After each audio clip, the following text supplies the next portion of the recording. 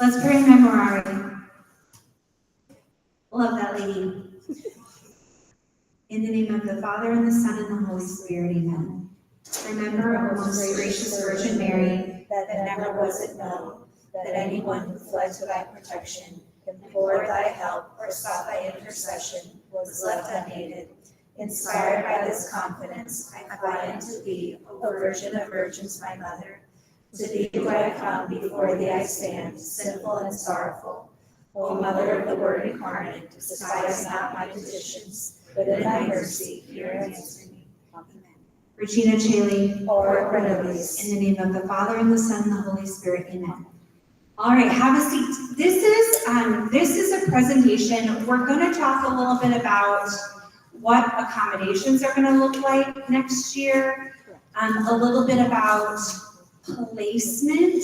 We have a lot of veterans here, so we're probably not going to talk too much about that at this point in the academic year, but a little bit. And then maybe just if you have other questions that are related to either of those subjects or any other subjects that are about education curriculum in particular, I'd be happy to take some time to answer some of those.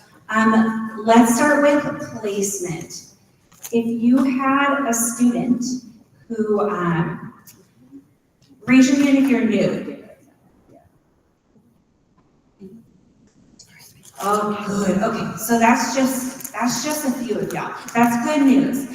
Y'all have good managers who know so much about this. And so work with your manager. That's just going to be my first piece of advice. But for most of you, y'all that are at returning centers, you did all the placement work this last spring, and you gave placement tests, and now you have kids who hopefully got through some remediation over the summer. Students who maybe want to bump ahead in a math class because they were behind, or they did very poorly on their LOB placement test, whatever it was. All of those different reasons for assigning remediation. Now we need to see, like, are these kids ready to do the thing that we want them to do? So work with your manager about making sure you have a plan in place for getting those kids scheduled. If you had a child do kind of borderline on a placement test and parents say, and by borderline, I mean like really, really borderline, like super close to being totally fine. If there was a super borderline situation, you do not need to take the time to give a full evaluation to all of those kids. You have some flexibility, but if there was a situation in which, like, no, this was a concern. Mostly the borderline kids I'm thinking more are like the LOB kids who failed one section or two sections. And we said remediation, and we said come back for a retest, but you can use your discretion in those types. If there's a child who wants to skip a math class, no, we definitely need to bring those kids back in. Or if there was an LOB situation where the child had serious deficits, we definitely want to bring those kids back in too. So that's just a very little bit about it. There's still time though, if you have kids who, or parents who might need remediation, and that might be still an issue. We have a month before the academic year begins, and for young kids in particular, you can get through quite a bit of material in a month. So there's still time, hope is not lost. If families or kids are behind, they can get caught up. Questions about that so far?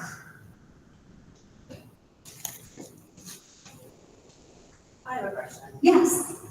If we're retesting them, we're giving them the same test that we gave them at the beginning, right?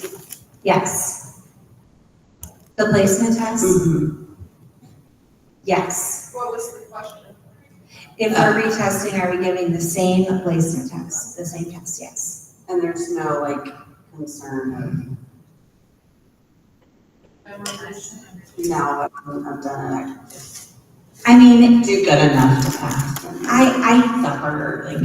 I can't imagine. So for a couple of reasons. Number one, if they didn't pass the first time, I mean, like, they didn't pass it the first time.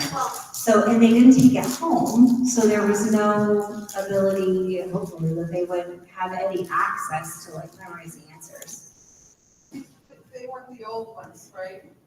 Which ones? The Saxon ones. Did you rate those? The Saxon ones, I didn't, focus on words. I did not write them, most of them. I wrote the Saxon Intermediate 3 test, which was new anyway. And, we used a different test for the kids who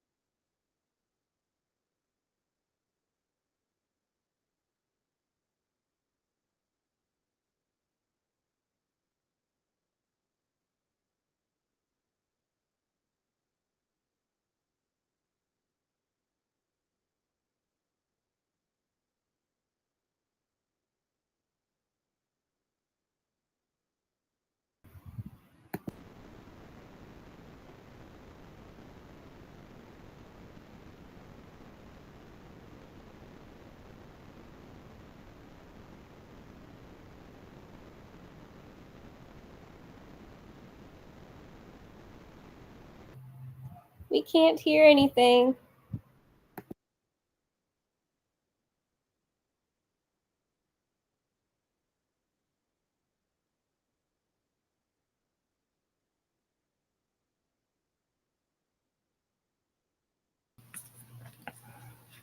Katie Booz, no one can hear you on the thread.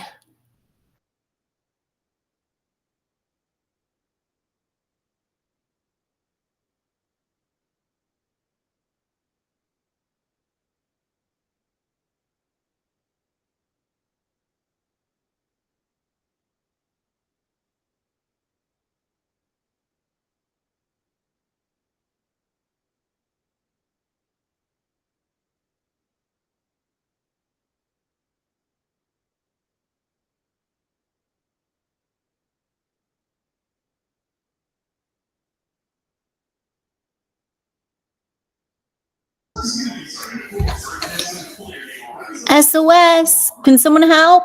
We can't hear.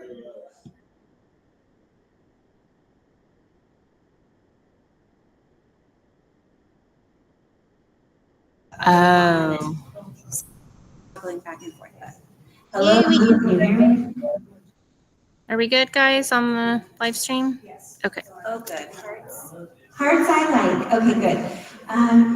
Oh, beautiful. Oh, so many hearts. Love you, friends. Wish you were here. Oh, I lost my train of thought. Oh, what was I talking about? Watching the grade. Oh, watching the grade book. Yeah, be diligent. Be with your tutors. Know what is going on in their classes. And so, when you see that first math test, when they see that first math test for a kid who they were like, I don't know about this. This could be a little rough. That then we're ready to have that conversation right away. Right away, because we can move a kid. We can adjust within reason, and there's deadlines. We have to check with Val about like registrar type issues, but we can move a kid to a different class if it's very clear that they're in a class they should not be in. Does that answer your question? Were there follow-up questions? I felt like there were 6 questions in your question. Okay, all right, Angela. I just want to understand if the classic learning test, is that something only parents see? Because just for example, I have a daughter that doesn't test well on Saxon, but she did absolutely incredible on the quantitative and CLT. So that's like a good indicator. Hey, you're doing pretty well, even though that it's not measuring what Saxon teaches, and Saxon is quite rigorous and is going to be a little more difficult and challenging.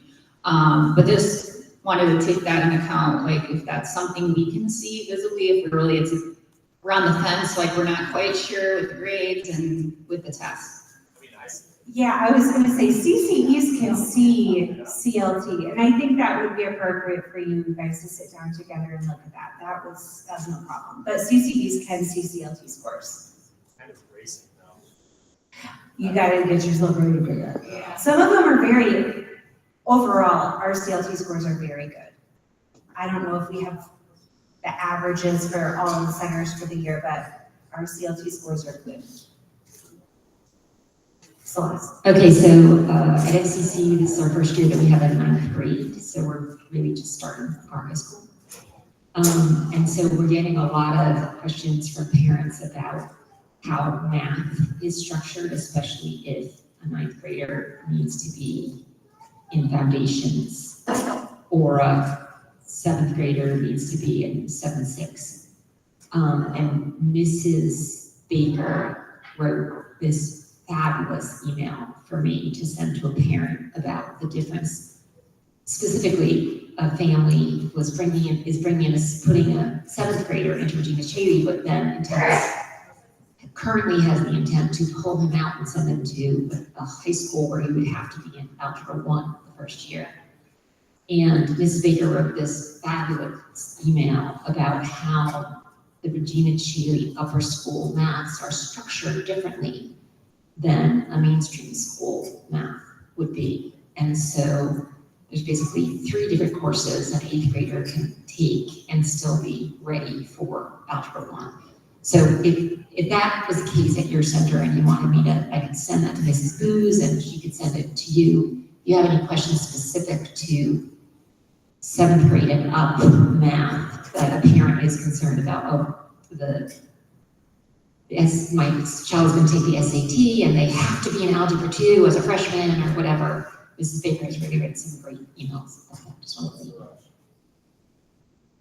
Yeah, there's a lot of ways that we can get kids the credit they need to graduate. There's a lot of ways that we can get kids ready if they need to, if they're nervous about SAT, something like that, because there is a very specific amount of math that is covered on the SAT, and it is further than a standard Algebra 2 class. But like there's ways around that for someone who's very concerned about that and a parent that wants to be sure they're, getting all their bases covered, you might say. So yeah, would you send me that email? I would like to read it. Good questions, good feedback. Other questions? Candace? So I had a mom ask if she could see her son's placement test, and it kind of turned out to be a moot point because we couldn't meet up anyway, but I kind of thought, no, like, do we do that, or do we tell them Which their test? score? Which test does she want to see? This was Rising Algebra 1. You could let her look at it in the office. That's appropriate. Is she interested in remediation, or she's just like, yeah, that's good actually, it would be so lovely if we could, like, I know that this little Welsh and English placement test had a lot of like very specific feedback. What section did you fail? Literally, which section did you fail? And that, I don't want y'all to have to do that for math, for 20 different types of questions on a math test. So getting that feedback, like, is my kid bad at long division? Are they not getting ratios? Are they not, whatever it is? Can I offer just an observation data point for you? Yes. So the first 3 years of my doing this, every May was really, really painful with sending those emails and defending the placement and doing all that stuff. I don't know if it's where we are in the life cycle of our center or just not doing the assessments then called at the end of the year and inviting that sort of thought process. But this year it was nothing. Like, I have only had to talk to new families about why we placed the child in a certain class. And usually they go, oh, okay. Yes. Right? And the only other thing is I had a couple of parents say, well, my second grader is in Foundations B and my first grader is in Foundations B. Is that correct, or did you click the wrong box? I go, no, that's correct, because of this is the entry point for those two students. Okay, great, thanks. So, and I mean, I guess maybe there's hope at the end of the tunnel or something, but we went through such turmoil because Foundations of Algebra was the leper colony and nobody ever took it unless they were bad at math or something. And then it became like, oh, everybody's going to take it. Well, why are you putting my kid in the dumb math class? It's not the dumb math class, it's just one we didn't everybody take. And we're not doing geometry, we're only doing geometry. Like, I guess we're over the hump, and maybe we've just pushed through, or pushed out, maybe, some of the families who are more picky choosy and wanted to do more of that random other stuff. But I think the messaging that seems to resonate with families to me, especially on math, especially with little ones, is what's the rush? Like, really, what's the rush? You know, I mean, everybody's going to get through pre-calculus. There's no reason every student shouldn't be able to do pre-calculus by the time they're 17. Some kids can do that at 15, and that's good for them. But then what are they going to do for math after that? And if he's going to be Doogie Howser, then that's, well, you can't talk about Doogie Howser, but like, if he's going to go be an engineer someplace, and he starts taking community college courses in math, but he goes to Stanford, they're going to say, yeah, like, we're going to take credit for that. We're going to take our calculus class. And so, like, well, why don't you just take the class with us? And add stuff at home, it's fine. And people seem to, oh, okay, I didn't think about it that way. Because especially with like an 8-year-old, and you say, I'm really thinking about when he's 18, you know, whoa, thoughtful guy. I like that. So, or gal, that's it. That's what I'm done. Yeah, thanks, Brian. That's a key point, and like, we need to keep that in mind. I responded to somebody's email today about a first grade age child wanting to, first grade age child wanting to go into second grade, and it's just, most of the time, parents think their child's a little child genius, and like, maybe the child is a genius, but is the child socially on track? Is the child, think about in 10 years what that's going to look like. You want to send your 16-year-old off to college? I don't. That seems like a bad idea. And so, like, those are, parents just look at their kid and they're like overwhelmed with awe at the beauty of their wonderful child. And that's great, but sometimes we gotta be the ones that are like, think about 10 years from now. Are you sure about that? This is round 2 of that conversation. Oh, gee. Bless your heart. Oh, man. Olivia. Yeah, I got too about that, too, that topic, and I always I'm all for the age is really important for maturity, and I don't want my 16-year-old in college, even if maybe she could. But if parents want And they're like, no, they push. Then you're like, I recommend others, like you can be like, hey, great, your 4-year-old's reading? Here are some second grade level, like, lit books from the good book list or from random homeschooling curriculum that they can read at home. Or your kid's a math genius, go work on some like Beast Academy Yes. math problems on their break. Yes. Like, give them something to be like, you're the primary educator, you're with them 3 days a week. Go for it. They need ideas, and it kind of tends to like temper, because it's like, oh, okay, they hear me, Yes. and they've given me a solution. Yes. That's exactly my advice. Like, not 99 out of 100 times, that's exactly my advice. Is like, here's 400 other ways you can do enrichment at home, but keep them on grade level as often as you can.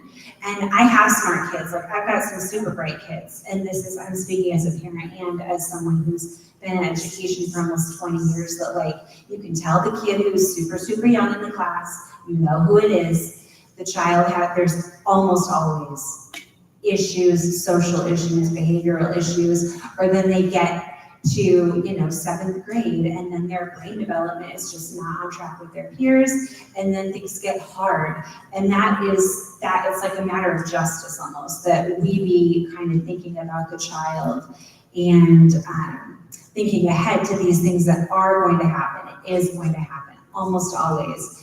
The child will hit their wall because their peers' brains are developing at a different rate, in a different way. They're ahead, they're having hormones that this child isn't getting yet, and that is when it's terrible to have that conversation with a child who's much, much older, like, oh, we really advise you keep them back, or whatever. That's a bad feeling, to have that conversation when they're a teenager, when you have it when they're 6, and their mom's like, but Susan's a genius. Well, she might be, but like, you gotta look out for her best interest for the next 10 years of her life, 15 years of her life.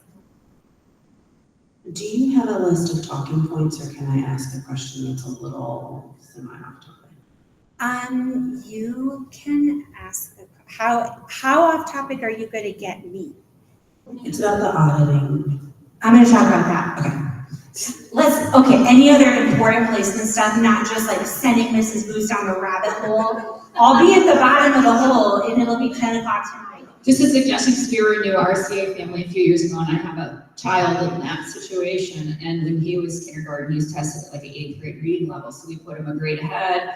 He was like 2 grade levels ahead of math when he came to RCA, but we had already pulled him back to where he should have been with everything else, because maturity-wise, he's like, oh, why is he act so crazy? Because he's little. Like, and then you put him in a group with frontal lobe's this big. So yeah, and then when he came here, I had him tested, and I told him, it was Mrs. Faddis at the time, tested him, and I said, if he doesn't get over like a 95% on that, he's retaking Algebra 1. And it wasn't, he did well, but he retook it, and it was great. It reinforced everything he had already known, and it made an easy transition year for him. It's good to give them an easy first year coming to RCA, especially he was an 8th grader. Yes. And just doing it that way, it was great. And it was a good experience.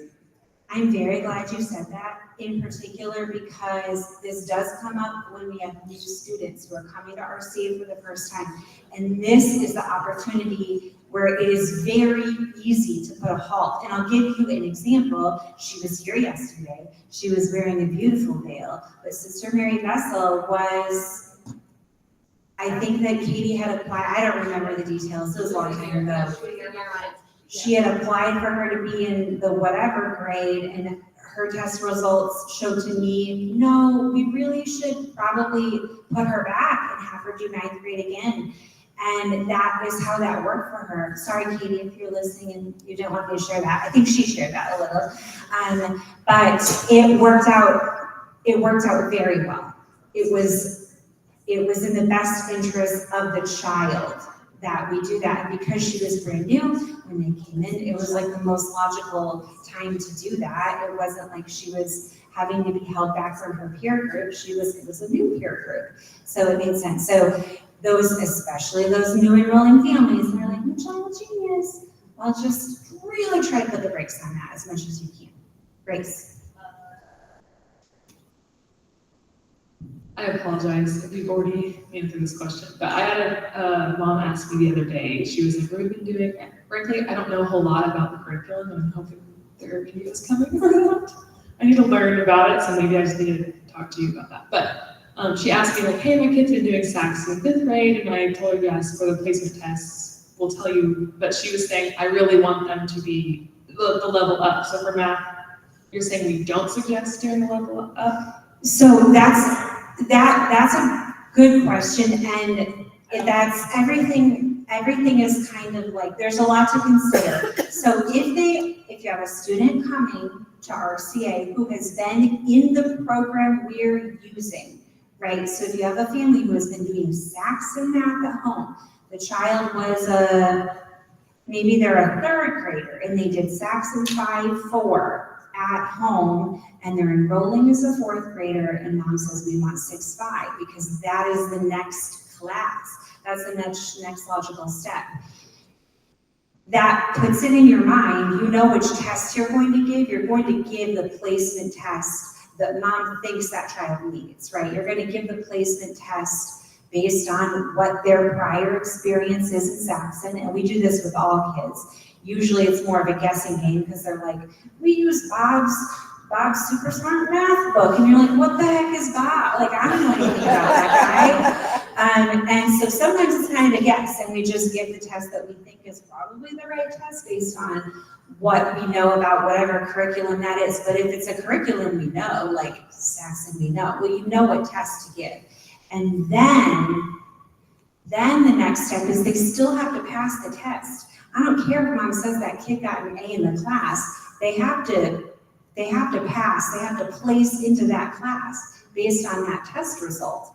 And so that is one part of it. And then another thing on top of that is when you're giving these tests, if it's a homeschooling family that's coming in and maybe they're a little loosey-goosey and they got through half the textbook, right? That child is probably not going to be ready for the next class. Or maybe they let their child take 3 hours to do the math test every week. That child's not going to be ready for a 50-minute testing period. So those are things to consider, is that like, yeah, mom says this, that's wonderful, and it makes our job a little easier in terms of deciding what placement test to give, but that placement process is still super important in terms of how does the child look? Is he like sweating and looks like a ghost, uncomfortable, nervous, isn't showing his work at all, super messy work? These are all things that you would want to keep in mind because they're all considerations for how's the child actually going to perform in the class next year. So, does that make sense? Yes. Okay. Any other placement? Okay, if you think of something, write it down. We'll come back to it. But now I want to talk about accommodations, auditing, enrollment, etc. Would you ladies help me pass out? This is one of them, and this is a different Do you want one. to do half and half, and we'll do one side of the image? Yes, that's fine. Okay. This one is a 2-pager. I didn't do it front to back because it's awkward to turn it when it's like that. So just there's one and then another. Okay. So this one's But two. this is collated. No, This is a regular one. This Okay. is, all right. This is a No, 1-pager. we'll just keep at that. Yeah. Okay, you're good. I believe in you. Yes. Yes, ma'am. So someone who does 6-5. They take the test that says 6-5 at the top. That only for lower school and upper school, they're getting ready for algebra. If they're taking the algebra placement test is the one that says foundations of algebra at the top. If you're wondering about, okay, there's a chart. The chart. Look at the chart and it's not.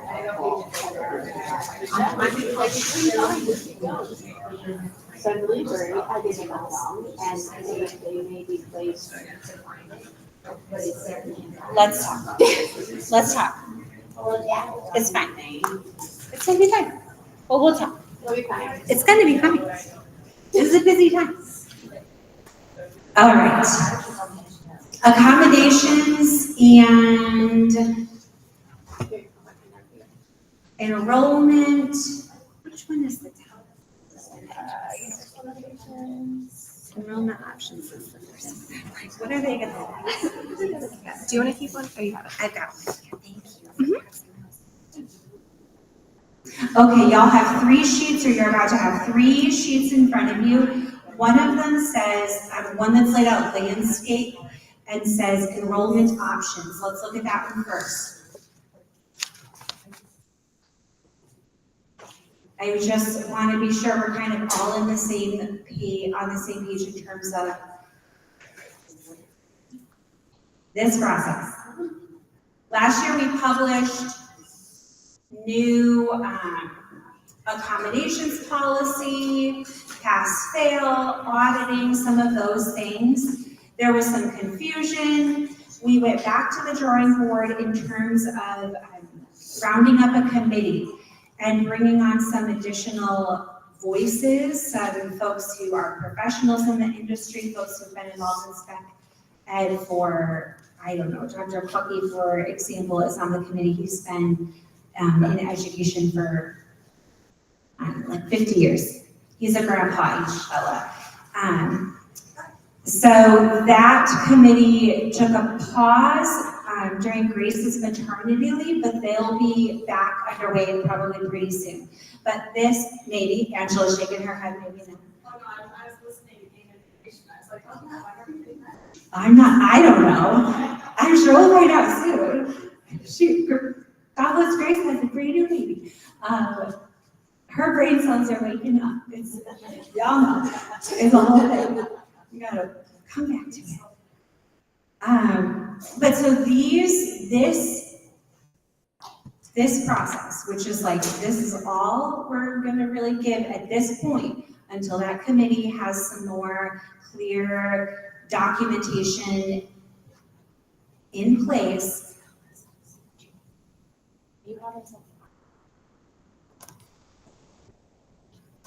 Oh, that's good, because there's gonna be, because we're gonna have questions. That's great. All right, so we're keeping it simple right now. We do not have a full-time LSS, Learning Support Specialist, right now. We do, however, have a Valerie Ragusa.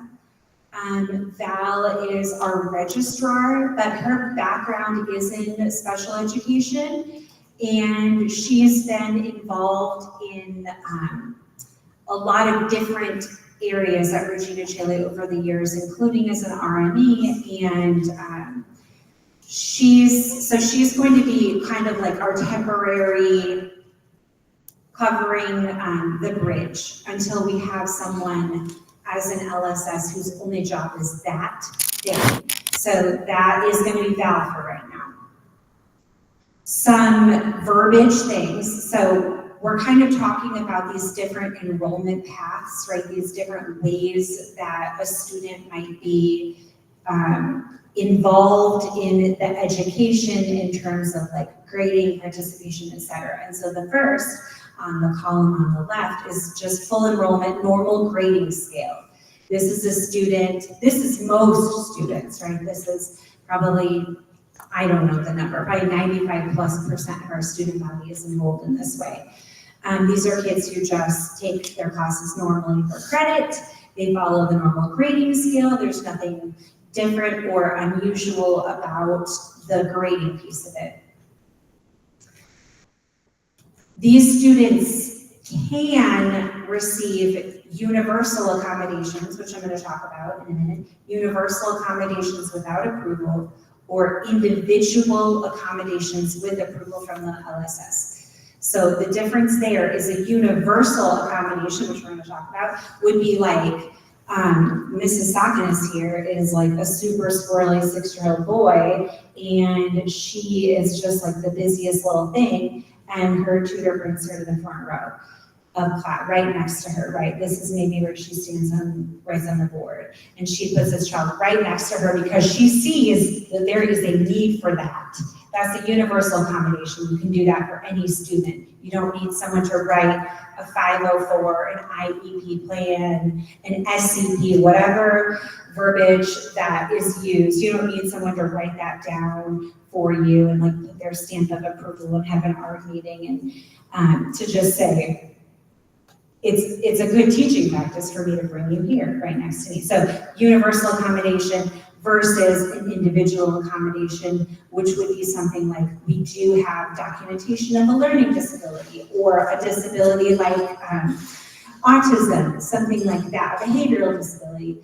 That is going to mean that that child comes to us with documentation from a diagnostician, from a school professional, whatever it is, and we get that child set up for accommodations through an approval process. That would be something different like extra time on tests, or there's a number of things, but we'll talk about those. So a normally enrolled, regular grading student can receive either types of accommodations. The next category is auditing. Now we're getting into like, there's some changes here from how it has been done in the past.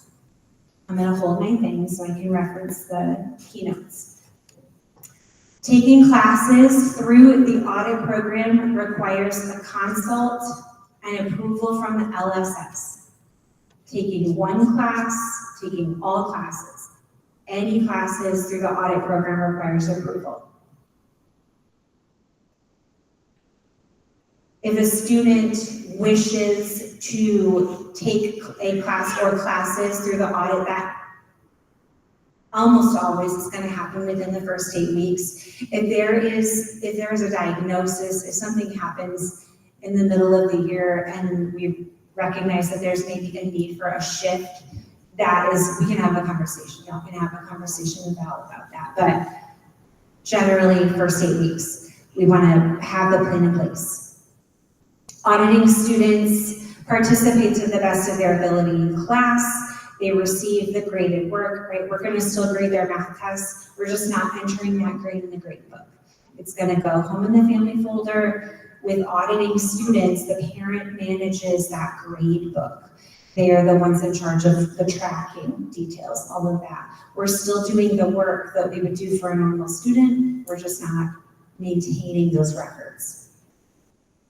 Auditing is a good option for students with disabilities or students who significantly struggle in a particular subject. Maybe there's a child for whom math is an immeasurable struggle. That child does not need to have a dyscalculia diagnosis to be eligible for auditing there. But that, again, requires a consult with the LSS, with VALFA right now, to see if that is something that makes sense for that situation. Auditing, I'll come back to this actually. Lower school and upper school students may audit. It's not restricted to one or the other. Students may audit as few as one class or subject, or as many as all classes or subjects. That is a change for this year. Typically, in the past, auditing has been all or nothing. You audit all your classes or you audit none of your classes, and there is no middle ground, but that does not necessarily always serve the students very well. So this is a shift that a student can audit one subject. A student can audit one particular class, and that is permitted, but again, with approval from the LSS. There's a lot of tracking, a lot of like back-end stuff with that in terms of facts and all of that. So getting that approval just makes sure that we're dotting all our I's, crossing all our T's. Auditing students are typically ineligible to receive an accredited transcript and diploma, but are instead eligible to receive a certificate of completion. This is, there used to be if you've ever had a student graduate from the auditing program, there was like a little email template. The parents provide the diploma. We can provide a certificate of completion, that's a new thing. But students who are auditing clear through, it's Regina Chile is a large name. We are sending students to universities all across the world, and so there has to be like some quality control in terms of when our kids go to college, what we say they'll get in terms of student quality is what they get. And so auditing is different, right? It's a different type of program. So There was a quick question. yes. Ellie's asking, is there a handout on Google Doc for this? Is this going to be sent to the? This will be, yes. If, I don't know when you'll get it, but you'll get it shortly. I know. Oh, you're so good. I'm trying. Yeah. It's not that great. It's, okay. you will have access to it. The quick links that used to be in the old task list isn't, y'all don't have that quick links, it's in the important information or important, I forget what it's called, but it's in your Monday email and we'll get you, it'll be right. Y'all will see it. Auditing students can receive universal accommodations without approval or individual accommodations with approval. So there might be a situation in which a student needs accommodations and is still audited, and that's normal in fact. And then the third category, this is totally new this year, is pass-fail. Taking classes as pass-fail requires a consult and approval. First 8 weeks. They participate in the same way. So the only thing different about a pass-fail student is that the tutor is still grading, they're still inputting that 74 on that math test into the grade book as a regular old alphanumeric grade in that way. The difference is that the way that the way they receive the credit, the way Val sets up their, I don't know the details, but in the facts, it will see if they receive a passing grade all the way down to a D-, they're still going to receive credit for that class. It will have no impact on their GPA. They will receive the actual credits though that count towards their required high school credits for graduation. What's the question, Kathy? Justine says, does the diploma credits only apply to upper school? I assume, like, I would say high, like the 9th and up. Yes, anytime we're talking about credits, we're talking about high school credits for graduation, which occasionally you might see a middle schooler receive high school credit if they are taking foundations of algebra. As a middle school student, they can receive high school credit for that. But if we're talking about credits, always high school classes, as in the credits that count towards graduation. That's a good question.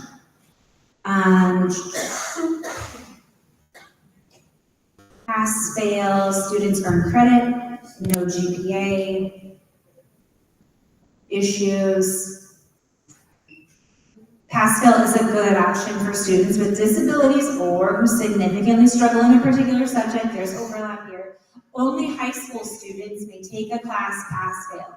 Only high school students. Pass, fail is about, there would be no benefit for a student below high school to take it because it is about how can we ensure that a student receives credit for the class, a class that they might struggle with, right? So it wouldn't have any benefit for younger kids.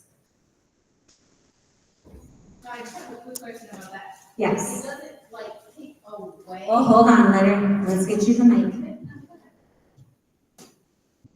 So it would like not lower, like it wouldn't affect their GPA in the way that it would, the grade would count, but would it weight it differently because you're now taking technically less classes?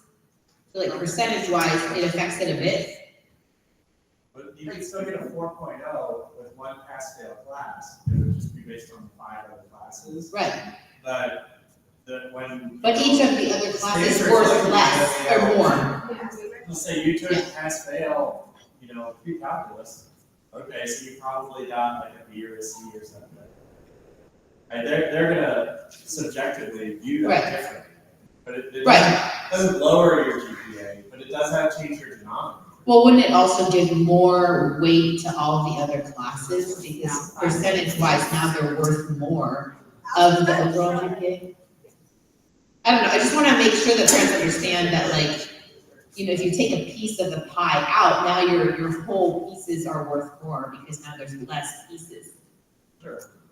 I think that's entirely possible, but you might want to ask Val that question and see if she can actually find out what impact would that have truly, because I think it would be very, very negligible. I think so too, but I just wanted to use like language, you wanna make sure that the parents understand that very slightly.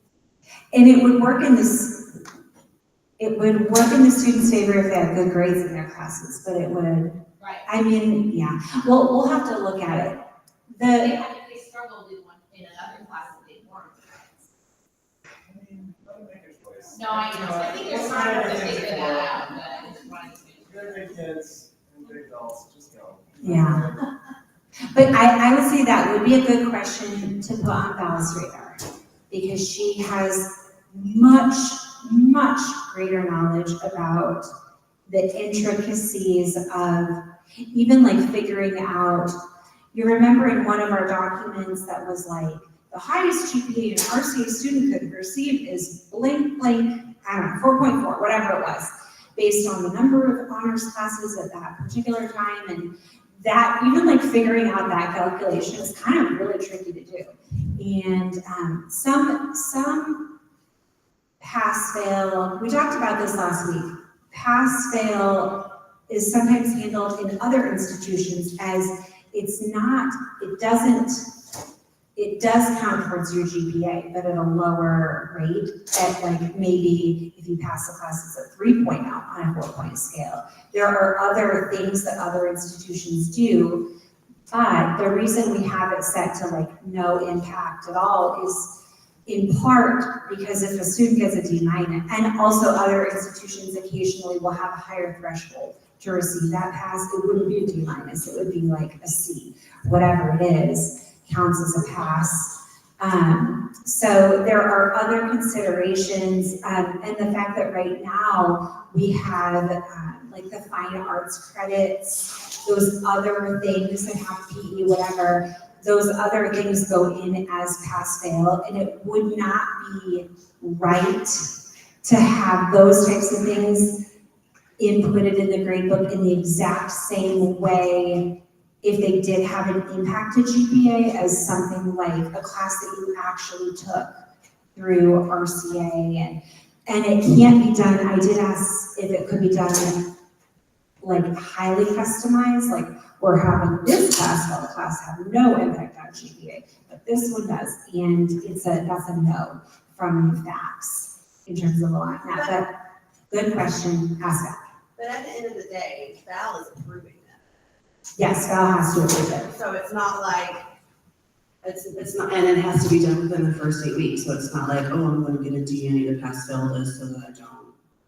It doesn't affect my grade, so it's more of a planning situation, not react and pull my own weight, so now I'm gonna use this as my scapegoat. Bingo. Indeed, indeed. Yes, ma'am. So I have a student that will be a graduating senior that's been auditing with us last year, and now this year they want to be full enrolled, but do one pass-fail because the child is turning in essays that were actually just pictures. So they haven't done their consultation with LSS. If they do get approved and that continues that behavior of just like not really turning anything in, like pretending it's a joke, even though that's been expressed that that's not allowed, that will not be acceptable. If they don't take it seriously, is there a way for a pass-fail to be denied and taken away mid-year? I think that would be a great consult. And so I think you should definitely talk to Val about that. Because she will probably have some thoughts.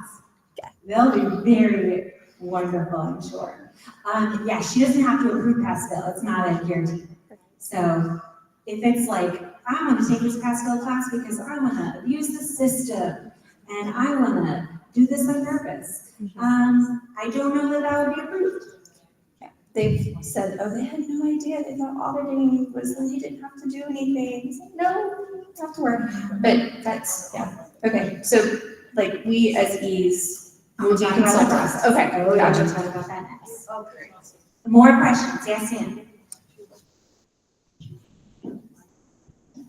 For the kids that have been doing LOE and they're on a different level, do they still need to get permission and all that? Yes, okay, so I talked to, when Val and I spoke the other day, I said, Val, I told CCEs to tell parents to take LOE aggressively as an intervention to get a kid who's significantly behind caught up, right? And I said several of those times, I told those folks to please consider having their child audit language arts until they're normalized, right? Until they're on a track that is suitable for their age or whatever.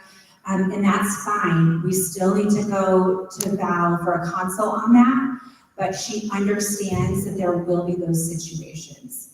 Our goal with the remediation for LOE, with math, with all of it, is that as often as we can, we get a child who is behind caught up and normalized. That's the goal. And if something needs to happen in terms of like just auditing LOE, because we've got a rising fourth grader maybe who is reading at a 30 words a minute, whatever it is, their fluency rate might be.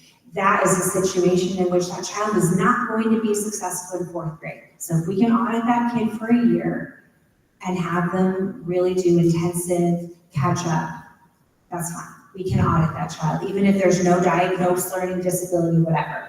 But we still have to go through that. But would they be in the Essentials A class, even if they're technically, Like, would they be in Essentials even if they're, would they be on the same grade level but auditing it? Or would they be in like Foundation A with the kindergartners? No, they would be with their peers. Okay. They would be with their peers. So just auditing it and learning and doing hopefully remedial work at home. Yes. Okay. Yeah. Right now, I don't think that we have a path for like study hall for lower school, especially thinking about the staffing situation at so many of our centers. And what? Yeah, well, even if it were like, they're not gonna, sitting in Essentials A, if they're a terrible reader, that's gonna do them no harm, right? Because they're gonna get so much reinforcement, it's the same program, there's all that overlap, so it's only gonna be, it's gonna be good. We're not gonna give them direct instruction in Foundations A, Foundations B, whatever, and because of like age appropriateness of our classroom, we don't want to put a kid 2 years plus back, whatever it is, with little people. So that means they're going to probably be with their peers. There are occasional situations where it would be age appropriate to have a child be back a grade, whatever. But generally, they will just sit with that class, their peers. Got another question for you. Maybe an ask Val answer, and that's okay. There seems to have been some gray area on this, as I've seen harms differ whenever we've gotten visits. Got a family, they do a lot of out-of-town trips. It's what it is dad is employed, they support rodeos, circuses, and so they can be gone for like a month or so, and they come back. Rising sixth grader, they've been auditing all the way through. She keeps the grades. It seems like it to be a kind of average performing student, and I'm just kind of wondering what I might anticipate here with the LSS. Yeah, we don't want kids auditing for that. We don't want. I got a feeling that because it's like I said, it seems like it's been a gray area among leadership, which is fine, because I think looking at the integrity of RCA, I think we've just been trying to accommodate them as much as possible.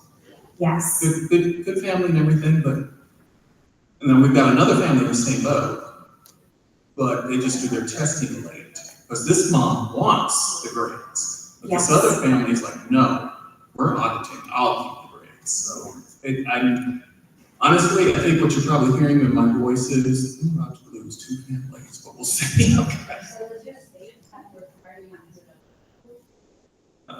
No, Texas doesn't, not now, until we get our big pile of money, which is like maybe coming, I guess. Let's hope it's word on the street. that's what we imagine is, some of the families like, I don't care auditing, because I have to enter my grades anyway.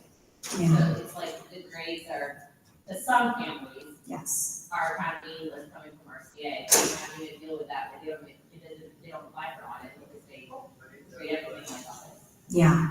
Okay, so what I need to do with this family is probably talk with them kind of quick about the LSS. I would, yes, but first speak with Val. First, I will. get on the same page with her, but that, we've had this conversation, and this is the process, is that we do not want families to use auditing for that, so they can like gallivant around the world. There are other conversations about how can we accommodate that, is it right, are they still a good fit? Those are conversations that can be had in a separate way, but in terms of auditing, we don't want to use it like that. And I get what you mean, but maybe I'm, as an E, I'm kind of, It's infinite scary. family. They're not, I noticed you were just using it in a generic way, gallivanting. The man is working, this is his Okay, job, yeah, so. But the whole family travels when he, Yeah, they all go out, I guess they're, rodeo, circuses, that's what they do. Yeah. what'd you say, Amy? Nothing that should be probably on video. Okay, yes ma'am. Don't I know it? Trust me, I was hesitant to bring this up, but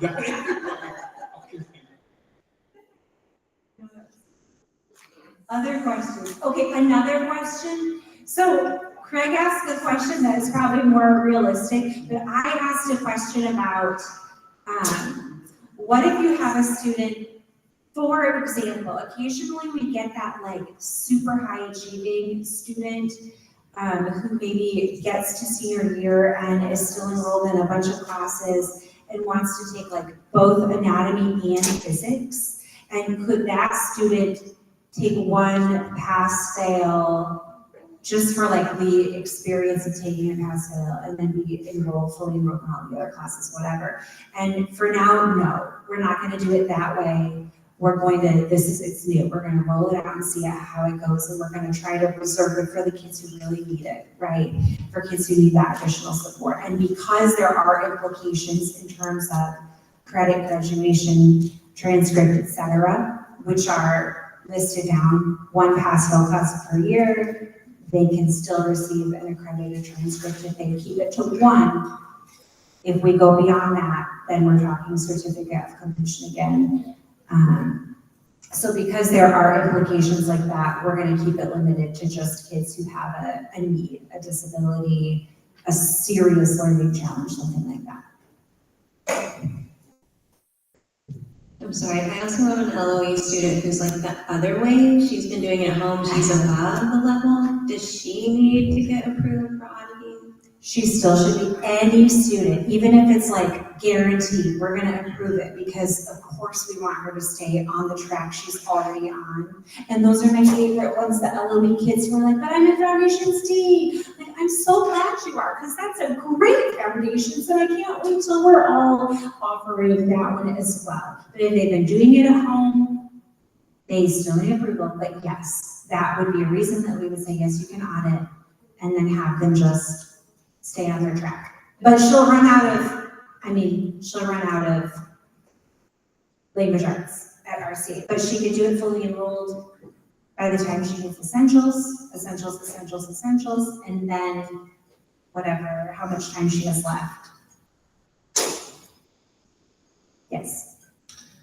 Speaking of Foundations D, I have lots of parents that are trying to figure out how our LOE is going to look, well, not long-term, but like next year.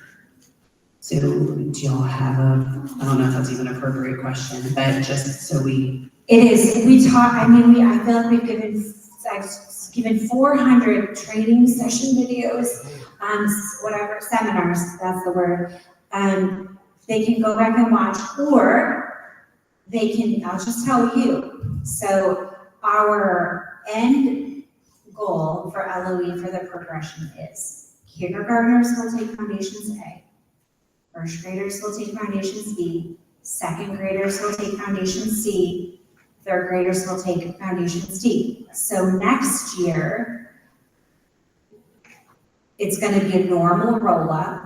The third graders who are currently in Foundations B this year will go into Essentials, which is appropriate, absolutely normal, LOE approved in terms of they don't need to finish Foundations to get to Essentials. So third graders will go from Foundations B into Essentials A. Second graders will go from Foundations B into Foundations C.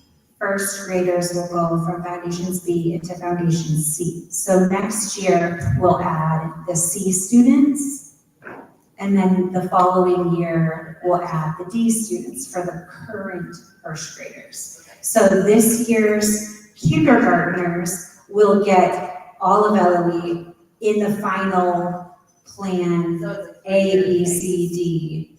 It's a 3-year rollout. What? The first graders too. The first graders won't get Foundations A because they Oh, right. missed But it that's last year. okay according to L. Yes, exactly. And we're gonna give them a boot camp, so everything they missed in A that wasn't covered in Little Stories for Little Folks, they'll get in a little 2-week boot camp for the first couple of weeks of class this year as we roll it out. First graders, second graders, third graders will all get that. We'll teach them cursive handwriting in 2 weeks. It's gonna be great. This is for second grade? First grade, second grade, third grade, all our new LOE. So normal LOE students, because of RCA in our younger grades so far, we do manuscript for our young kids. But LOE, we're switching to cursive first, right? And so we have all these kids starting first grade, second grade, third grade, who have had no cursive instruction, but they're starting Foundations B. Foundations B starts giving cursive instruction in uppercase letters, assuming they've had all the lowercase letters in cursive already. So we're gonna teach, we have a Foundations boot camp. Foundations B boot camp is what it's called. And we pull together lessons for the tutors and the parents at home. That is kind of like that, a little bit of prep work for the few skills that we didn't teach them through Little Stories for Little Folks that they will need to get started on Foundations B well. Does that make sense? Yeah. We'll teach them cursive in 2 weeks, some cursive. We'll get them started. So I have 2 kind of questions about what she was talking about with kids who have already taken Foundations, like they're new to RCA, but they've been doing LOE at home. So they're like, right, advanced, maybe, or whatever. They place differently, and where we don't offer C and D. Do they, when they're auditing B, do they have to participate, or can they bring their like C material to the center? I don't know how it works, I don't know how easy it is for a child to just do it. It's really not. It's not like open your workbook and do your thing. It's so interactive, and like the workbook has like dictation pages, or let me talk with some folks about that, because normally we'd be like, absolutely not. They cannot bring in outside work. But because it's a program we're going to use next year and the year after, that maybe shifts it a little, but then Is it even grade, then they wouldn't have to bring in their outside work? Because they'd be leveled out. Correct. Which, is that okay for a 6th grader who has finished all of, let's say a 6th grader, a rising or a 5th grader even, if they've finished all of LOE completely? Parents would have to audit 5th and 6th But grade. could they bring in like their own spelling program? No, currently the policy is no. Okay. But if that changes, we'll let you know. Then my other question is cursive required to like write your papers in cursive when you're like in that like any kind of copy work, any kind of thing that we're doing and grading, is it required? Tutors have to write in cursive on the board when they're just writing random stuff. Cursive, we're not yet. Cursive is required in terms of like, we're using the cursive workbook. We do not want the kids to bring in the manuscript, workbook, materials, whatever. So we are doing cursive. We are writing in cursive at the center. The tutors can say, write this in cursive, let's practice our cursive. At some point, will we get to the point where we're requiring written work to be submitted in cursive? Possibly, very, very possibly, but the day is not today because we are transitioning 7 classes into being all cursive all the time.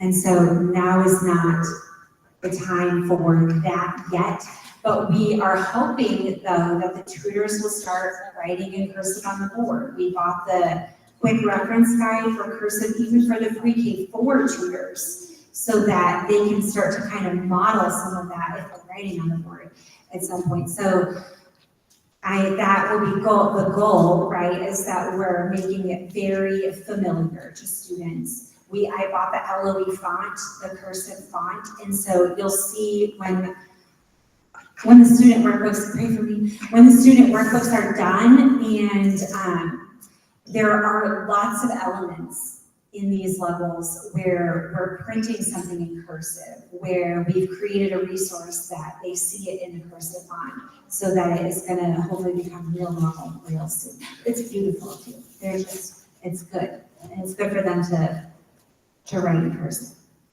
It's a good question. Other questions? Yes, hi. Yes, ma'am. I am just wondering, do you have a time frame for when we'll be receiving those lesson plans for LOE, just for our tutors to see? So our LOE lesson plans live in a enormous spreadsheet. Right, a row, it's a million rows across. Hopefully we'll have those put together soon into like the lesson plan format. Maybe I'll try to do it next week, to get it out of the spreadsheet into the lesson plan format, just so that they can have a look at them. I do want to say this is going to be a change for next year about, I'll make sure your task lists are totally updated soon.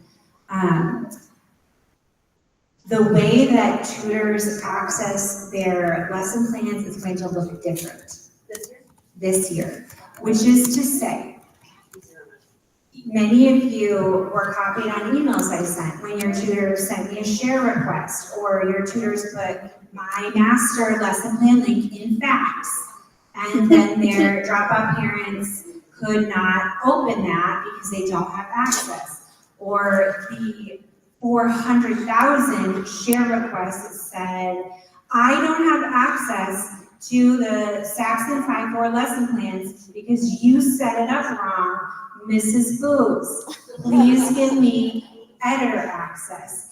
And would you believe it, that fully 100% of the time, the document was set up correctly, and the tutor did not read the directions. And so, in an effort to save my personal sanity and time so I can do curriculum work that is valuable and lasting and matters and helps my kids and your kids and your kids and your kids and your kids, we are going to do lesson plans a little differently, which is to say that I will, when the time is right, download all of those lesson plans from a Google Doc as a .docx to my computer. I will put them in a nice folder called Fall 2025 Lesson Plans. And then what I will do is I will create in your center drive, your like BTR, it's got a little asterisk, BTR, whatever, I can't remember how it looks, but in your shared drives, in your center drive, I will create a new folder. Behold, I do, making a new thing. What is the Bible verse? Behold, that's how I feel right now. So I'll create a folder inside there that is like BTR public. I'll pick, maybe that would be the name, but maybe I'll get a little creative, to be determined. We'll see what the dopamine situation is like. So I'm gonna create a new folder for you. Then what I'm going to do is in one click, I am going to click add, upload, new folder. And then that folder that I downloaded to my computer, which contains 55, 60, whatever it is, however many lesson plan documents, will just zoom right there all at once. And so you will have, in that very moment, a copy done of all of the lesson plan done, no make a copy shenanigans, which is obviously much too difficult for so many people. Surprises, I made a video, even and still. You did it wrong, Mrs. Burns. You obviously don't have the permissions right. That's false. Fake news. Try again. But please read. Please watch the video. I'll hold your hand if you like. Hold on, let me finish this little nice spiel. I will upload all your lesson plans for your center. The permissions on that folder will be correct. They will be set to anyone with the link can view. So your tutors, what they will do, what you will do first is you will open the link, hit share. You will share the lesson plan with the tutor that it needs to go to. You will hit the next one, share. So that ownership of that file, there's other advantages besides you're just saving me time and I'm giving you a task to do, I'm sorry. But some of that hunting down, some of y'all were participants in that process with the coaching of your tutors because I was like, I can't help you. Your CCE is very happy to help you, I'm sure.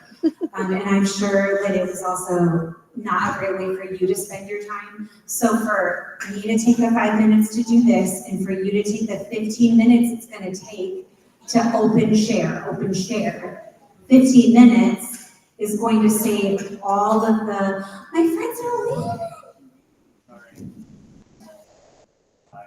Bye. Au revoir. I love you. Say bye. Come back soon. Say ciao. Bonsoir. I lost my train of thought. Okay, the time it takes for me to do the thing and for you to do your part of the thing is gonna save all of us time. And then when your tutor inevitably quits, because somebody quits at every center every year, it's gonna happen, like almost guaranteed. When that happens, you're not gonna have to go to that exiting staff member who maybe is leaving because they're salty about this or that and say, can you transfer ownership of this file to me, whatever it is. Or say to that new tutor who comes in to replace, you can, I guess, make a copy of that file and then put that, your new version in fax, whatever. No, you're just gonna share the document with the person who takes over. They'll have to change the header. They're gonna have to put their name in the header. They're gonna have to put their name in the document itself. But that's the extent of the work for that. Any questions about that right now? So just be clear about when the lesson plan, Just to be clear about when the lesson plans will be available for us to share with the tutors. I am going to put them in your drives by or on August 4th. It's Okay, so Monday. by training. From most. By training, okay. From most centers. August 4th. If you're training the week before, I'm sorry, I can't guarantee that I'll be done by the July 31st training group, whatever that one is. I'm doing my very best, which is a lot, actually. and we have our optimal day on the board. Okay. There, a lot of the resources that they might need also, okay, so that's just the lesson plan piece of it, which is only part of it. All of the other sharing of documents, resources, here's your tutor guideline. They don't need to make a copy of that. They don't need to, that doesn't cause me extra work when you're like, I don't know how to do the whatever. I'm gonna still send all of that stuff to them. Here's your tutor resource folder. Here's your parent tutor resource folder. Here's your tutor guideline. Here's your whatever it is. And so all of that information, I'll still send that out, and I'll probably be sending some of that out earlier than that. And I will make sure that the template, I worked on some template that says like, your CCE will be sharing your lesson plan document. I put on your task list, I think that it is going to be due, that you share them by Wednesday the 6th. So I will get them to you on or before Monday the 4th.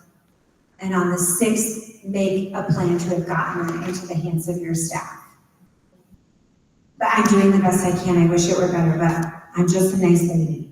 We lost a Nikki Richards. She works for Yale now. And she worked a lot of hours, and she's not on my team anymore. So I'm feeling, we're just a couple of little ladies. We're doing good. You're doing amazing. I work so many hours, Gregory. Okay, that's a lesson plan. Thanks. Do you have a question in the chat? Yes, there was a quick question about LOE.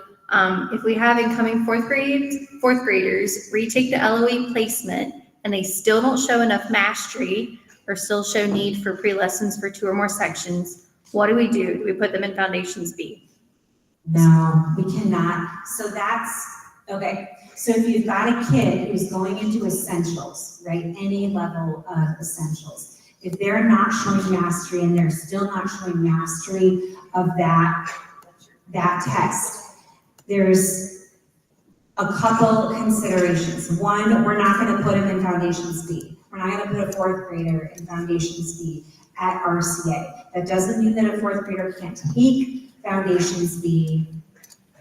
Maybe they need to, but that might be one of those like auto situations. The kind of, the indicator about what would be the best route for that would be, can they hear me or is it breaking? No, they can hear you. They just can't see you. I'm just trying to fix the camera. The indicator about would that be the right choice to suggest auditing would be their actual reading level. So how they do on that fluency test. If they are not reading fluently by 4th grade at the appropriate designated number, whatever it is in that document, maybe it's 75 as the threshold, I think, for like the low minimum level. If they're not reading there is probably something amiss. And for a student like that, we are going to say, you might consider auditing and doing intervention at home through LOE at a very intense level, or through take flight if there is maybe, if they get a diagnosis of dyslexia, something like that. So if that reading is very poor, we probably don't want them in essentials, because we're not going to teach them to read in essentials at the level that they would need. If it is just like they haven't mastered their phonograms, they are not good at blending yet, that's not clicking, we're going to reteach them and teach them all of that in essentials so they can get it.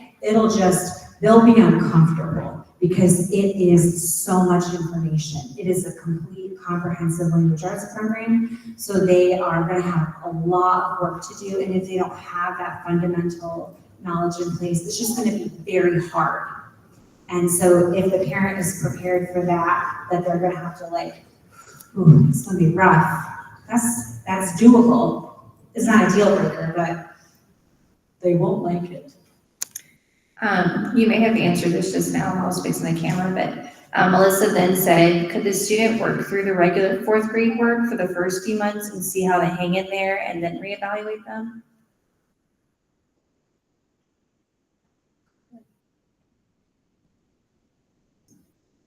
I mean, yes, but again, with the reading, I would say if the reading is really low, highly encourage something else. They need to do something else, because that's like, you can't ignore that. And there has been kind of a history at RCA of like kicking the can down the road with reading. Is like 2nd grade ends and, oh, they're just a late bloomer, they'll get it. 3rd grade comes and goes, oh, they're just a late bloomer. Keep on doing those early readers. But like, there's a point at which we have to say, it's not normal. There are standards that are like norms. There's a bell curve, standard deviations. And when we're way getting to the outskirts of that, we really need to like put a pause so that we can figure out what the problem is. And I don't mean we RCA, I mean like we as a parent and a diagnostician doing that separately. And if they, getting a diagnosis, if there's a learning disability, getting a diagnosis, that can be a lengthy process. And so even when you're in a regular school setting, if you have a student who is really far behind, maybe it's a learning disability, but maybe it is just an instructional gap, right? And that whatever that program was that child was using previously was not doing the job that it needed to do for that child. And so either way though, the path forward kind of looks the same in that it involves intense intervention. And intervention has to come from a reputable program. And LOE happens to be an OG aligned tier 3 evidence, which is direct one-on-one intervention, evidence of success at tier 3 for dyslexia, other learning disabilities. And so that it's going to be, they can use LOE, they can use something else. I don't really care as long as they're using something that is reputable, proven. But so if we have a 4th grader with like real poor reading skills, that's one where we definitely want to be putting on the brakes and encouraging parents to like seriously put on the brakes. Someone has to say, we're not kicking the can anymore, they're just gonna stop. And sometimes parents don't want to acknowledge that because that's scary. If you have a child, it can be very scary to look at that process for the first time, or look at that process again if you have another child with learning disability, whatever. She said, thank you very much. Okay. Are there any other questions about that? No, okay. That's Pascal. Okay, individual accommodations and universal accommodations. We're looking at the next page, the one that says accommodations and the approval process. And, oh, I should have just plugged in my computer. Yeah, that's okay. At least get an idea of what it looks like, I guess. Okay, individual accommodations. These are accommodations that a specific student would receive that relate to their disability in some specific way. These are going to have to be approved by the LSX. They're going to have a consult to get them. We're not publishing a list right now. There has been a list published in the past. We updated the accommodations document and then it was put on pause. That had a list in it. So I'm not going to talk about specific things here because we're going to just kind of see how that goes. And that's going to be an ongoing conversation, but some of those things that have been in place already are still available. Students who have had accommodations granted previously are still going to be permitted to use their accommodations. Any new accommodations need to be approved. Back a little bit to auditing, because it just came into my mind. If you have a student who is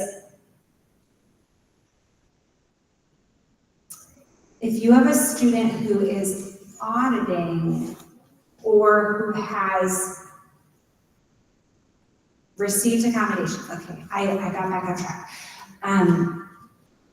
Val is going to get all of the accommodations that we are aware of, all of the auditing students that we are aware of nationally as an organization. She's going to get all of that put into facts at some point over the next few weeks, month, whatever it is. She's going to get all of those put into facts. She found a way to run a report. So in the same way that we run a report for like the Ozer Learning over there that, or maybe not there, but in their LMS video, but the way that we run a report for allergies, right? For student drivers, for photo permissions, those things that FACTS will put together for us in a one-pager. We are also going to start doing that for accommodations because time and time again we've heard, I have heard personally, Kay Booz, curriculum manager, time and time again we're hearing, this student really struggled with this. They did really poorly on the placement test we gave them.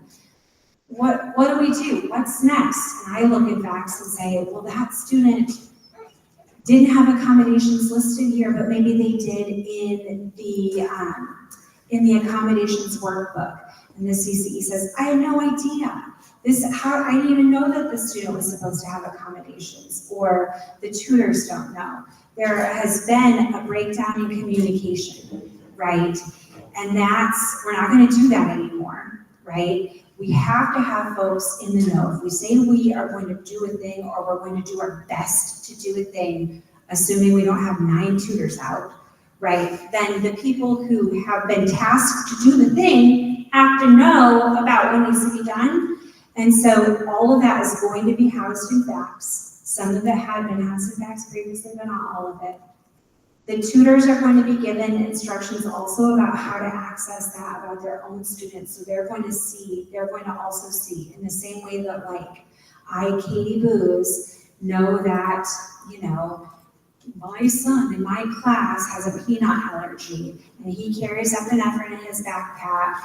And I know that as a tutor because I am told to run that report. It's on my tutor facts, instruction sheet, whatever. The same thing is going to be in place for the tutors to run their report, find the information about accommodations that their students have.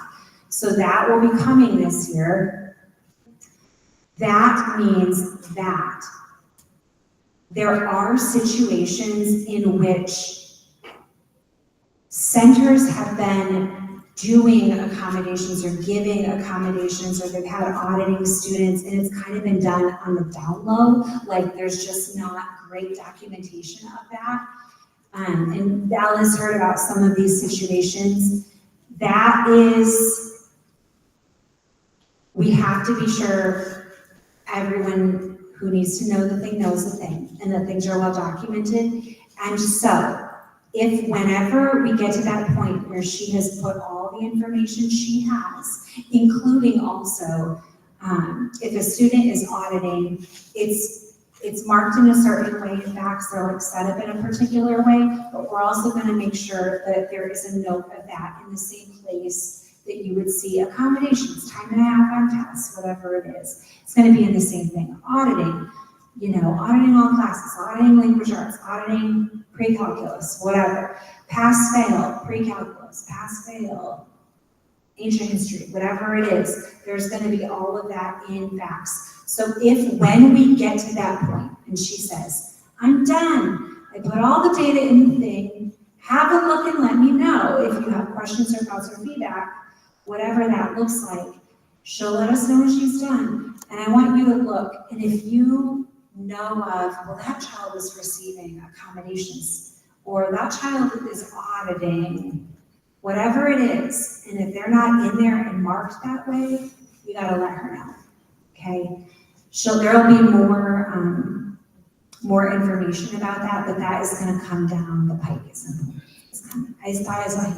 Oh yes, Sam. So with the accommodation part. Oh, pause there. Mike.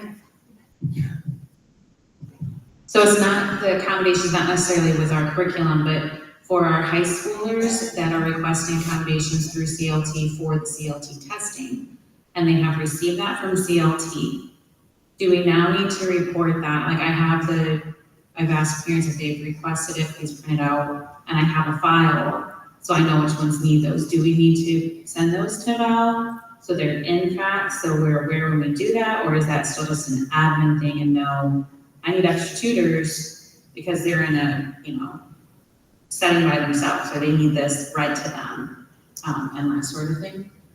Yes, I think I have not heard any discussion about documenting accommodations for like CLT specifically in facts or in any way other than however we're arranging that right now. So unless you hear otherwise, Chelsea worked on writing the CLT handbook, which is lengthy. It's got a lot of information in it. It's not completely done because there's still little updates being made, but when it's time for CLT in mid-September, I think, is our first CLT optional for 11th and 12th grade. When it's time for that, there will be an answer either way. But probably no, probably we're not gonna add CLT extra time when testing facts. And then I just wanted to make sure that I heard and understood correctly, that the tutors are now learning how to run the reports and printing them themselves. The O's aren't running it and giving it to the tutors. I believe the tutors have been doing that already to set up their subfolders. I think some O's, yeah. Okay. My O is doing it. Well, would you send an email?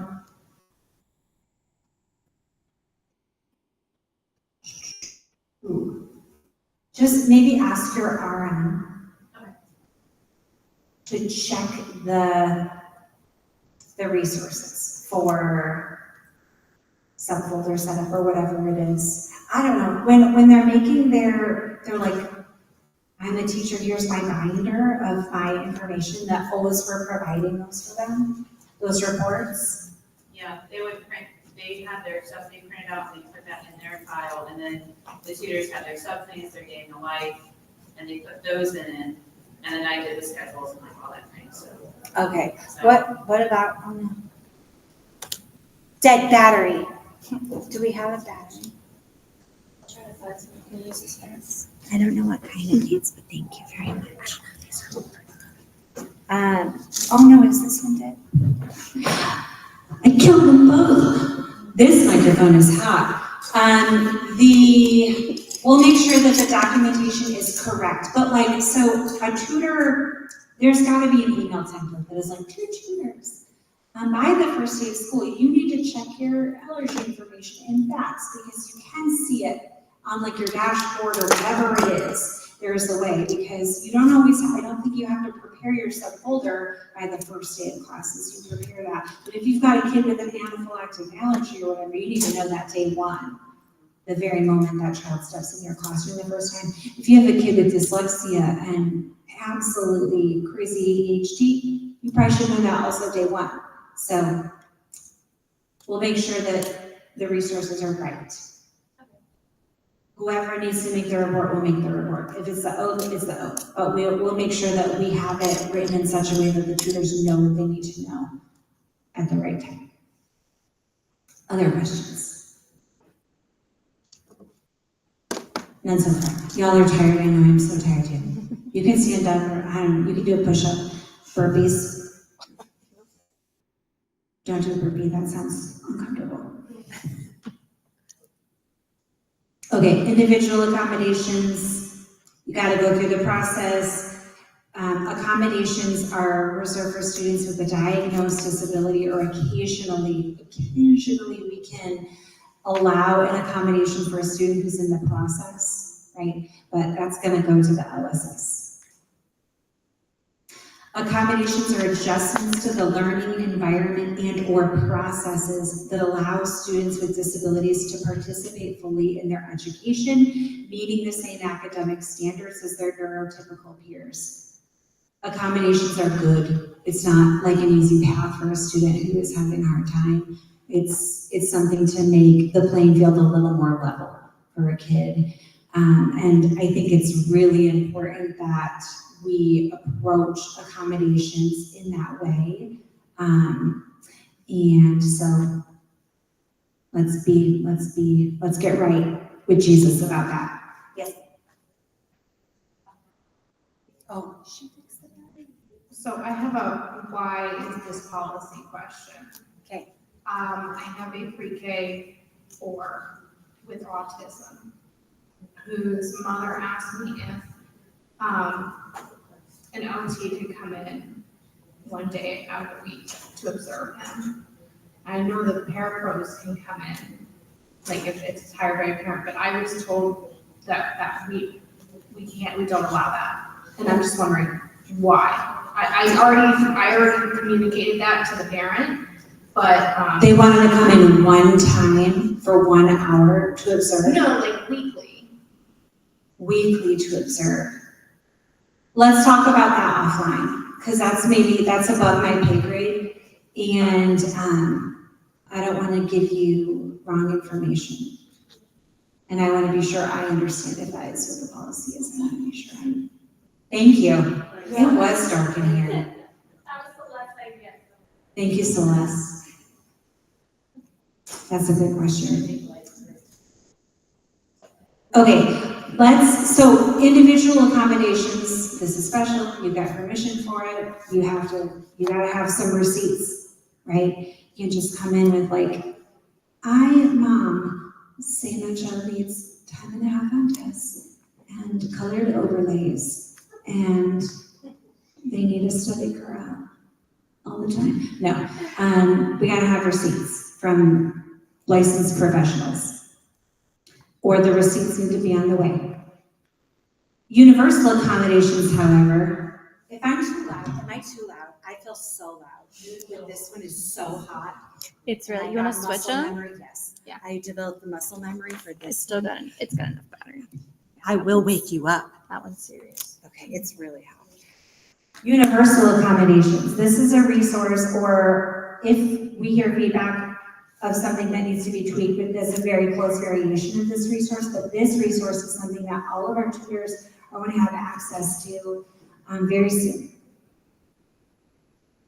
Universal accommodations are basically best practices, right? Tutors who have been in the classroom, folks with good classroom management are going to be doing these things anyway. They're going to observe a need for a child to be, or a whole class sometimes, handled in a particular way, or what can we do to help that child focus? What can we do to minimize the wiggles?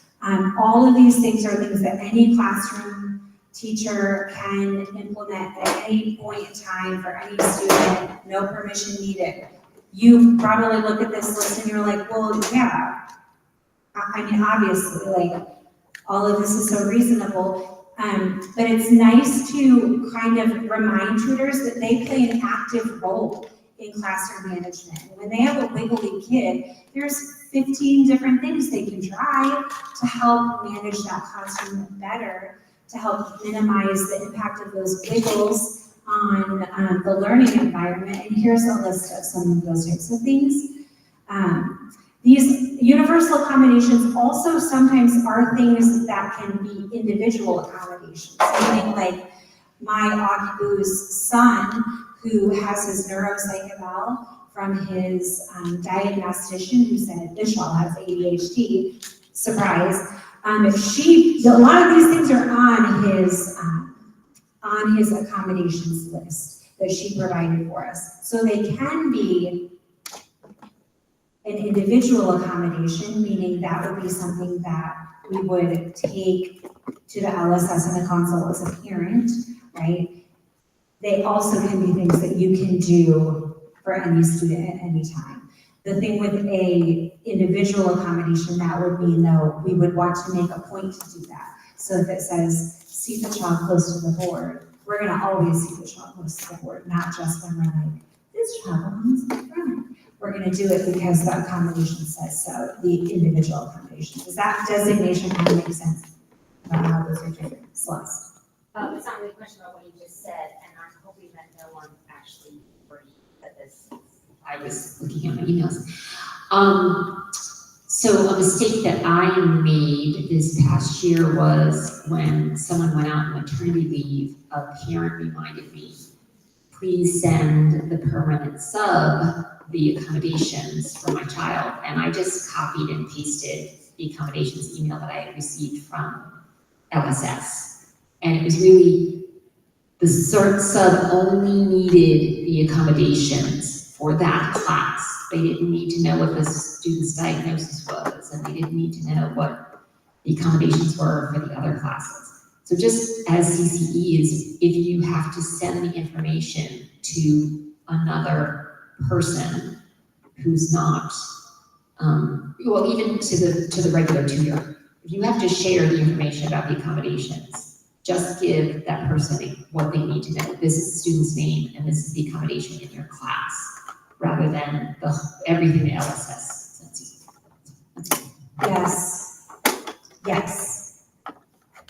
That's a good point. Confidentiality is important. there's gonna be a lot of information, and as administrators, you have a higher level of access to information than tutors, obviously, and so being mindful about how much is shared, what is shared. At some point, even the documentation, so when I send my neuropsych eval for Augie Boost to Val Ragusa, so she can maybe put an accommodation in there for him, that is going to be, she's gonna upload his whole neuropsych eval, whatever I send to her, she's gonna put in fact in his portfolio.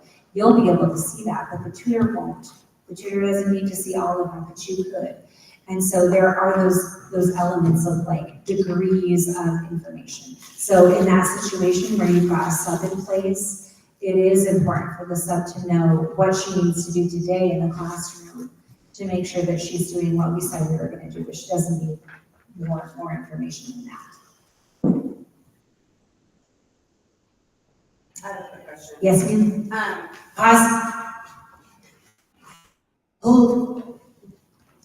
Is Valerie giving accommodations now, or is she just giving advice? What was it? Because I had a parent reach out to her and she's like, oh, no, I am not the LSS, I'm not giving accommodations, I'm just here for, like, to push questions where they need to go. Or something of the sort. Is she writing accommodations? That's a good question. Maybe I don't want to answer that because there's a lot of, there's some super, well, we talked about the process going forward and we have the process in place. However, it's,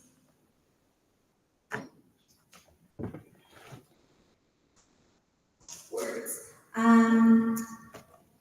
We'll let you know exactly what that looks like. Because writing accommodations is not a thing that the LSS should be doing. The LSS full-time person, Val, whoever, is not writing accommodations in terms of like, I am thinking about what this child needs. No, that's not how it works. You get a list from your diagnostician, from the person doing the evaluation, from the school district, from the whatever. And so those are, it ought to be a matter of kind of looking at those recommendations and determining what out of those items are things that RCA can do. What is in our scope of help? You know, we cannot do every possible thing that a school district with full-time special educators, resource room, all of that. We can't do that level, but we can do some. And so we'll let you know. Okay. Asking the new family, she was receiving accommodations, it was like to pursue accommodations here as well. So obviously I was in Val, obviously. Yeah. But, so I wasn't sure if she was. Yes. If it's a new student who doesn't currently have an accommodation, a new student or a current student who doesn't currently have an accommodation, if Val will initiate, if Val will get that ball rolling or be the one to put her stamp of approval. Basically, like, is Val going to be the one saying, oh yes, we are going to give you extra time?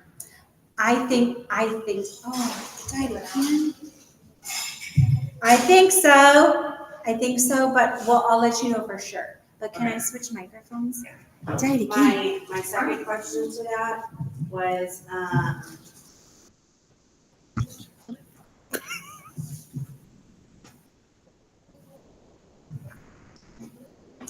my second question to this was, is Val having conversations with the CCE before accommodations? Is Val having conversations with the CCE before accommodations, have her stamp of approval and sending them out to the people who need it? So there are conversations that will be had. I'll show you. Okay, so I kind of skipped this because I wanted to go into universal accommodations first. But let's go back to accommodations in the approval process. Accommodations in the approval process.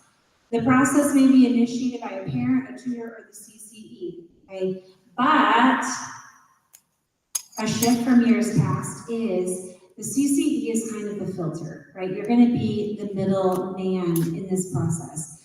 There have been 100,000 situations, okay, that's an exaggeration, but there have been so many situations in which the parent of a child who has no diagnosis, who is not pursuing a diagnosis, who is just having a real hard time with their kid because their kid probably ought to be diagnosed with something, that parent is like, I'm gonna schedule an LSS consult, see if I can get some advice about dealing with my child at home.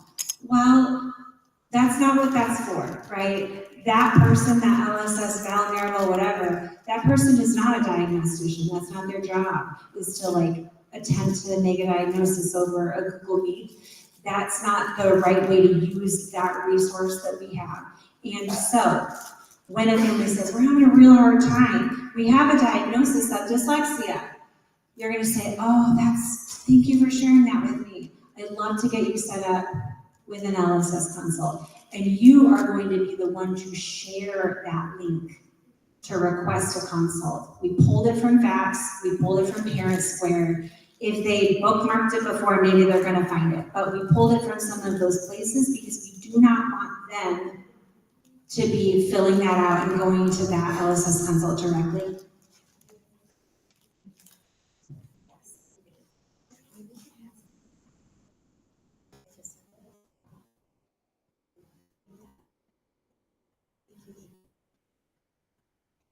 This is our last. Okay, there's a lot of questions. Okay, this is our last. Okay, yes, thank you. So in the accommodations document, isn't there like a list of what RC approves? Like, these are accommodations we have that we can utilize, and that way if a family's coming in and like, hey, my child's dyslexic, what accommodations can I get? And we could like show them the list even before having to send them to Val, so they can even determine if that's something, like if it's enough for them in their minds that we can offer. Maybe. That document is, they're working on it. And so I would say that previous, I don't know, it was like 7 pages long or something. I just remembered like seeing something It in it, was- so wasn't it that's continuing to be there? It was in there, but I would maybe just don't go into specifics at all at this point, unless it's an accommodation that's already in place. Like But if if they're it's already like- receiving at their previous school, or that something they're doing already as a current student? As a current student. Okay. So if it's a prospective student who has a list of accommodations from another school, Don't bother with just stay out of the details. Okay. Let's not go in the weeds there yet until the accommodations committee has more, until they've done their job for now. But if it's RCA student current accommodations, we're gonna keep doing that, whatever it was. Parent or tutor goes to the CCE. You are the ones who will share the link, the LSS consult request link. The LSS is going to do the work on the back end. At that point, when you are recommending to that family that they fill out the LSS consult, that would be a good point to get in touch with Val and say, here are some circumstances you might want to know, right? If the process changes, which it very, very likely will when the accommodations committee reconvenes and comes up with a final plan, then we'll let you know, right? This is done for real this time. But for now, if you have something that she needs to know, you just let her know. And she'll be sure to take that into consideration. But it should not be a situation where you don't even know the parent's going to Val gives them all these accommodations, and the first thing you hear of, here are all these accommodations for this kid. Correct. I don't want us to have to like set up a new form stack, because that's, or a Google form, whatever it is, because that's silly. But if it seems like people they like bookmarked the resource before and they know where the link is, maybe that would be something that will have to happen, that doesn't exist anymore and we just have a different link.